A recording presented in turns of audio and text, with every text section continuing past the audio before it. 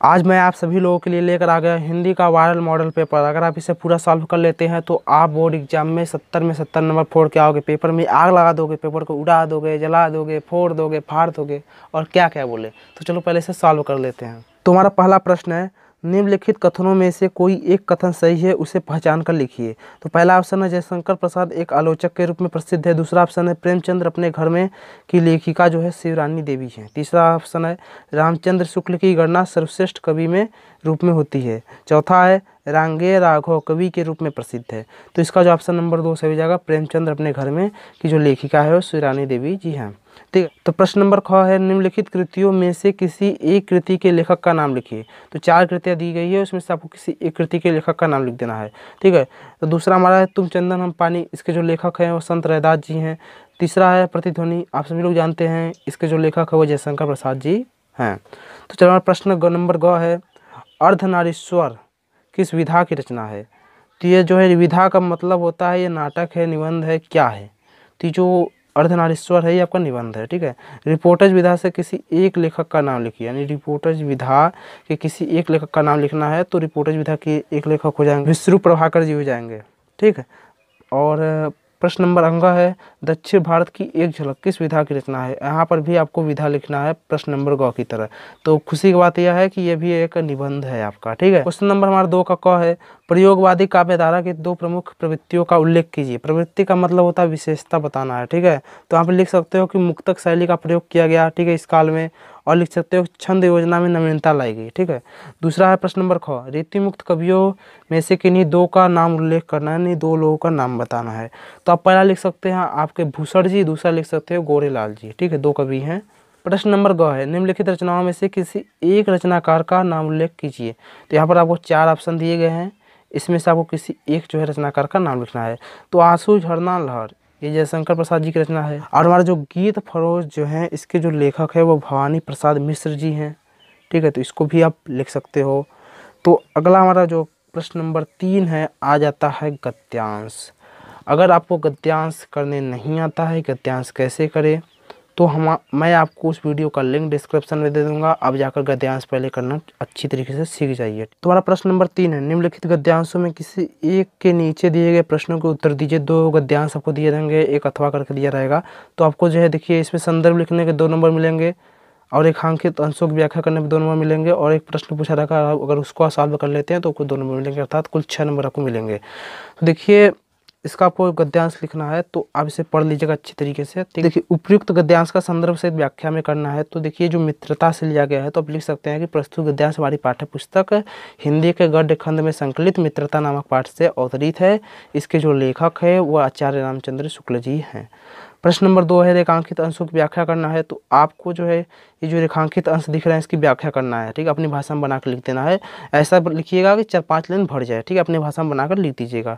और तीसरा जो है प्रश्न है हमारा, हमें अपने मित्रों से कौन सी आशा रखनी चाहिए। तो हमें अपने मित्रों से यह आशा रखनी चाहिए कि वे उत्तम संकल्पों से हमें दृढ़ करेंगे, दोषों और त्रुटियों से हमें बचाएंगे, हमारे सत्य और पवित्रता और मर्यादा को प्रेम को पुष्ट करेंगे, और जब हम कुमार्ग पर पैर रखेंगे तो हमें सचेत करेंगे। तो यहाँ पर उत्तर साफ साफ दिया गया है, आप लिख सकते हो। ठीक है, तो चलिए प्रश्न नंबर 4 आ जाते हैं। अगर आपको अथवा इसका करना है तो अथवा भी कर सकते हो, बट जो ये अथवा है हमको लगता है कट चुका है आपके सिलेबस से। ठीक है, हमारा प्रश्न नंबर 4 है, निम्नलिखित पद्यांशों में से किसी एक के संदर्भ सहित व्याख्या कीजिए तथा उसका काव्यगत संदर्भ लिखिए।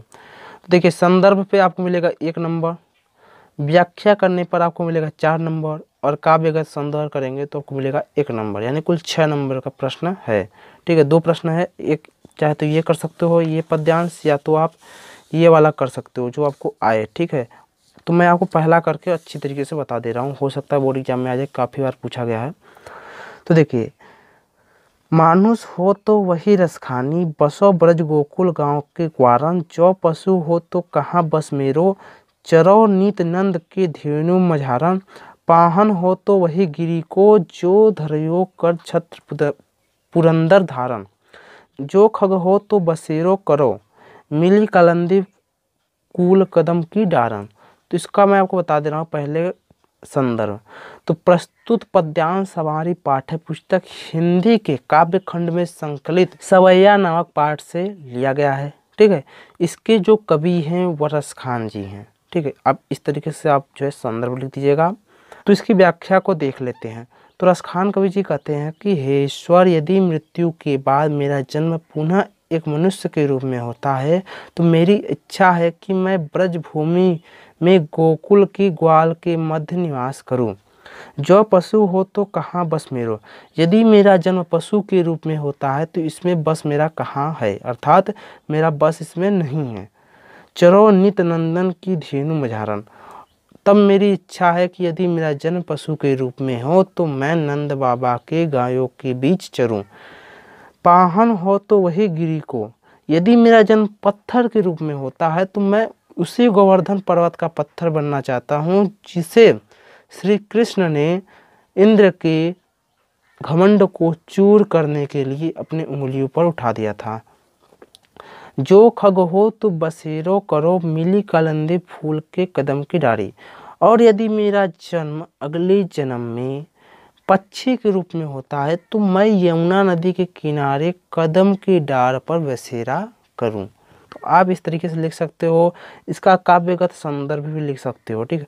छंद क्या है, सवैया मैंने आपको बता दिया। अलंकार देखिए, कलंदी कूल कदम में जो है आपका अनुप्रास अलंकार है, ठीक है। और भाषा जो है ब्रज भाषा है। रस आपका शांत है और भक्ति भी कहीं कहीं है। तो आप इस तरीके से लिख सकते हो काव्यगत सौंदर्य। तो चलिए अगला प्रश्न देखते हैं। तो तुम्हारा प्रश्न नंबर 5वां है, निम्नलिखित लेखकों में से किसी एक लेखक का जीवन परिचय दीजिए और उनकी एक रचना का नाम लिखिए। तो देखिए, आप में जो है जयशंकर भारती और रामधारी सिंह दिनकर 30% रिड्यूस सिलेबस किया गया है, जिसके कारण ये दोनों आपके नहीं है, ठीक है। बस भगवती शरण उपाध्याय जी का आपको याद करना है और मैं आशा करता हूँ कि आप भगवती शरण उपाध्याय जी का जीवन परिचय याद करे होंगे, ठीक है। तो इसको आप लिख दीजिएगा, ठीक है। मैं इसको बताऊँगा नहीं अभी। प्रश्न नंबर 6 है, निम्नलिखित कवियों में से किसी एक कवि का जीवन परिचय दीजिए और उनकी एक रचना का नाम लिखिए। तो यहाँ पर तुलसीदास, महादेवी वर्मा, ठीक है, और एक अशोक वाजपेयी है। आपको जो आए आप लिख दीजिएगा और उनकी एक रचना का नाम लिख दीजिएगा, आपको 3 नंबर मिल जाएंगे, ठीक है।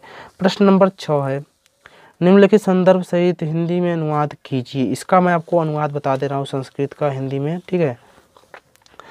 तो देखिए, एषा नगरी भारतीय संस्कृते संस्कृत भाषा केंद्रम स्थली अस्ति, ठीक है। इत एवं संस्कृत वामयस संस्कृते च अलोक सर्वत्र पृष्ठः मुगल युवराज दारासिको यत्रागत्य भारतीय दर्शन शास्त्राणाम अध्ययन करोत् स तेषां ज्ञानेन तथा प्रभावितः यत् तेन उपनिषदाम अनुवाद पारसी भाषायां करितः, ठीक है। तो देखिए, यहाँ पर क्या करना है आपको, निम्नलिखित का संदर्भ सहित हिंदी में अनुवाद करना। आपको संदर्भ लिखना, अगर संदर्भ नहीं लिखेंगे तो 1 नंबर नहीं मिलेगा और व्याख्या नहीं करेंगे तो आपको 3 नंबर नहीं मिलेगा, ठीक है। तो संदर्भ आप क्या लिखेंगे, प्रस्तुत गद्यांश हमारी पाठ्य पुस्तक हिंदी के संस्कृत खंड में संकलित जो है वाराणसी नामक पाठ से लिया गया है, ठीक है। इस तरीके से लिख दीजिएगा संदर्भ। और व्याख्या भी इस तरीके से कर सकते हो, ऐसा नगरी भारतीय संस्कृति संस्कृत भाषा केंद्र स्थली अस्ति, यह नगरी भारतीय संस्कृति और संस्कृत भाषा की केंद्र स्थली है। इत ए संस्कृत वामय संस्कृत च अलोका सर्वप्रथम पृष्ठः, यहाँ से संस्कृत साहित्य और संस्कृत की जो प्रकाश है वो सभी जगह फैला। मुगल युवराज दारासिको यत्रागत्य भारतीय दर्शन शास्त्राणाम अध्ययन अकरोत्, मुगल युवराज दारासिको यहाँ आकर भारतीय दर्शन शास्त्र का अध्ययन किया। वह उसके ज्ञान से इतना प्रभावित हुआ कि वे उनकी उपनिषदों का अनुवाद अपनी जो है पारसी भाषा में कराया, ठीक है, यानी पारसी भाषा में कराया। तो आप इस तरीके से लिख देंगे तो कुछ 4 नंबर पक्के हैं, ठीक है। और देखिए, या तो आप ये भी कर सकते हैं, अथवा दिया गया है सर्वे भवन्तु सुखिनो सर्वे सन्तु निर्मयाः सर्वे भद्राणि पश्यन्तु माँ कश्चित् दुःखभयं भवेत्। आप ये भी कर सकते हो, वे भी कर सकते हो, लेकिन आप वाराणसी का जो चैप्टर है उसको कंप्लीट करके जाइएगा क्योंकि 90% है वही पूछेगा आपको, ठीक है। तो इसको कर लीजिएगा।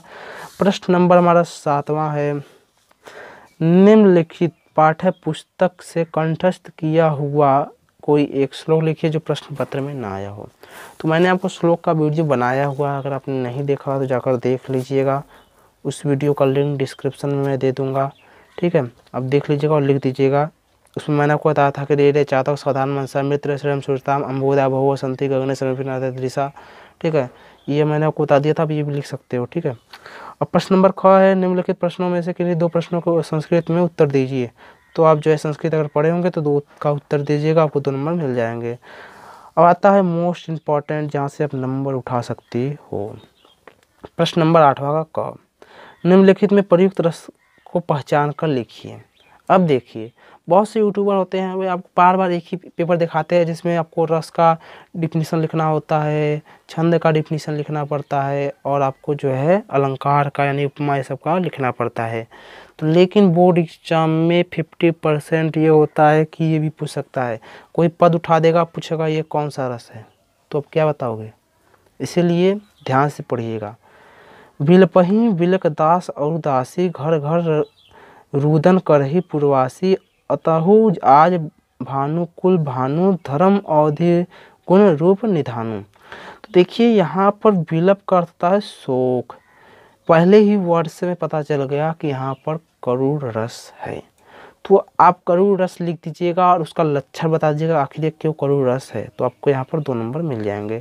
फिर प्रश्न नंबर ख है, निम्नलिखित पंक्तियों में प्रयुक्त अलंकार को पहचान कर लिखिए। सोहत ओढ़े पीटू पुटू, श्याम सलोने गात, मान नलमती सैल पर आतु परे प्रभात। तो ये तो आपका जो है यहाँ पर देख रहे हैं मानो जो शब्द है, इससे ये पता चलता है कि उत्प्रेक्षा अलंकार है, ठीक है। तो उत्प्रेक्षा अलंकार लिख दीजिएगा, और उत्प्रेक्षा अलंकार क्यों है उसका लक्षण भी आप हेडिंग डाल के लिख दीजिएगा, तो आपको 2 नंबर मिल जाएंगे। प्रश्न नंबर ग है, रोला अथवा सोठा छंद का लक्षण सहित उदाहरण दीजिए। तो अगर आपको रोला सोठा के बारे में नहीं पता है तो वीडियो मैं आपको डिस्क्रिप्शन में दे दूंगा, आप जाकर वहाँ से देख लीजिएगा। तब पर भी मैं आपको बता दे रहा हूँ, रोला क्या है, एक सममात्रिक छंद है। इसमें 4 चरण होते हैं, इसके प्रत्येक चरण में 11 13 24 मात्राएं होती है, ठीक है। इसका जो उदाहरण आप लिख सकते हैं, जीती जाती हुई जिन्होंने भारतबाजी, निज बल से बलबेट विधर्मी मुगल राजी, जिसकी आगे ठहर न सके जंगी जाजी, हैं वे प्रसिद्ध छत्रपति शिवाजी। छोटा भी लिख सकते हैं कि यह जो है क्या है, एक अर्ध सममात्रिक छंद है।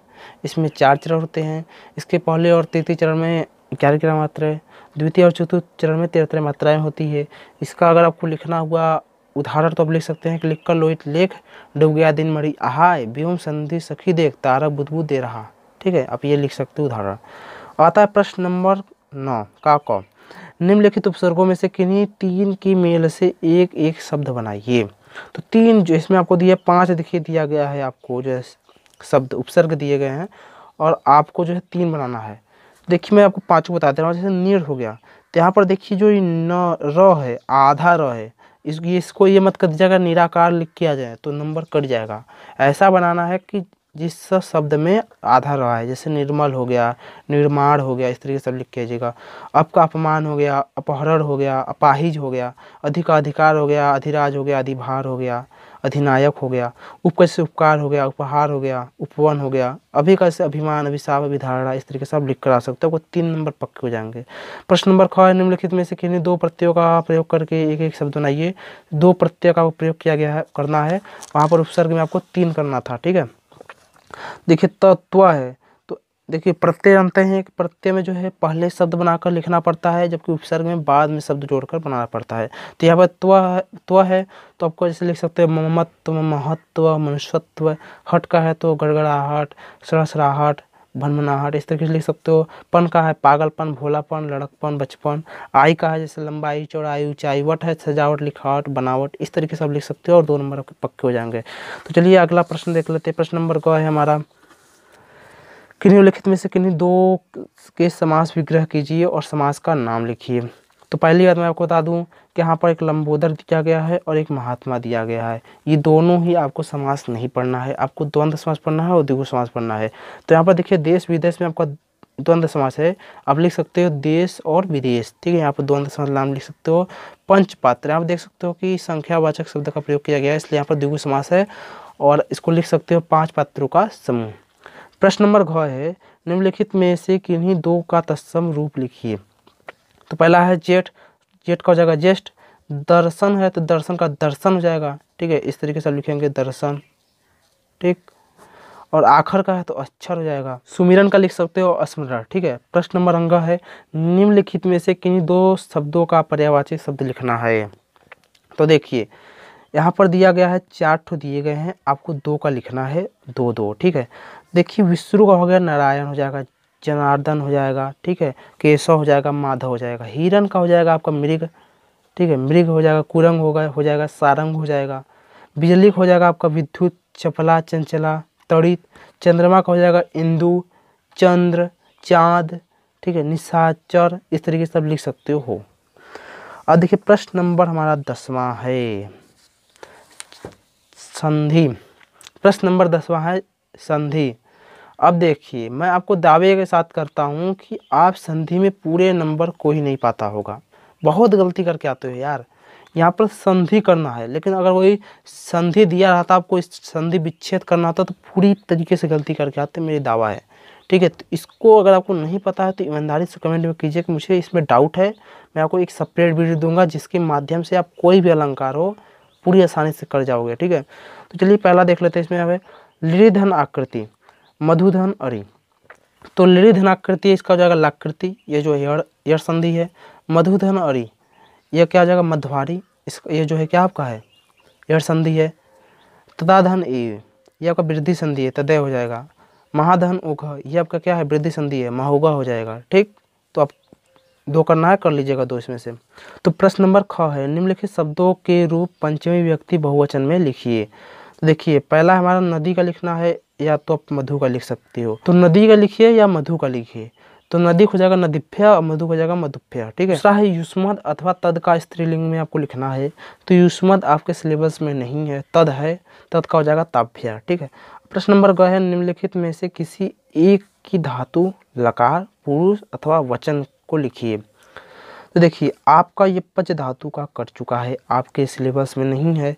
हस धातु का है और पठ धातु का है। तो ये जो हस्तु है ये पहले कौन सा धातु ये पहचानना पड़ेगा। तो ये क्या हस धातु है, ठीक है। आपने पहचान लिया कि हस धातु है। लकार कौन सा है, लट लकार है, लोट लकार है, लंग लकार है, कौन सा लकार है। तो ये जो है आपका लोट लकार है अज्ञार्थ में, ठीक है। और पुरुष कौन सा है, अब ये पुरुष पहचानिए आप, पुरुष कौन सा है। तो पुरुष क्या है प्रथम पुरुष है। और वचन कौन सा है, तो एक वचन है, ठीक। तो आप समझ गए होंगे आई होप। आप पट का भी आप लिख सकते हो। प्रश्न नंबर ग है निम्नलिखित में से किन्हीं 2 वाक्यों का संस्कृत अनुवाद करना है। आप संस्कृत में अनुवाद कर लीजिएगा अगर आपको आता हो, ठीक है। और प्रश्न नंबर 11 है हमारा निम्नलिखित विषयों में से किसी एक विषय पर निबंध लिखिए। तो अगर आपको निबंध नहीं लिखने आता तो मैं निबंध का ट्रिक बना दूंगा, आप उसे वीडियो को आज ही देख लीजिएगा। निबंध लिखने का कोई भी आए आपको ये ट्रिक बना लीजिएगा, आप बोर्ड एग्जाम में 6 में 6 नंबर आपके निबंध में पक्के हैं, ठीक है। प्रश्न नंबर 12 है अपने पठित खंड काव्य के आधार पर निम्नलिखित प्रश्नों में से किसी एक प्रश्न का उत्तर दीजिए। तो इसमें बहुत सारे खंड काव्य दिए गए हैं, आपको किसी एक का लिखना है जो आपके ज़िला में चलता हो, ठीक है। मुझे अभी तक नहीं पता है कि हमारे स्टूडेंट कौन कौन से ज़िला में है, तो आप कमेंट में कमेंट कीजिए कि मैं इस ज़िला से हूँ, तो मैं आपको वो खंड काव्य करा दूंगा। तो आई होप आपका यह मॉडल पेपर बहुत अच्छा लगा होगा। अगर अच्छा लगा हो तो वीडियो को लाइक कीजिए, चैनल को सब्सक्राइब कीजिए। मिलते हैं अगले वीडियो में।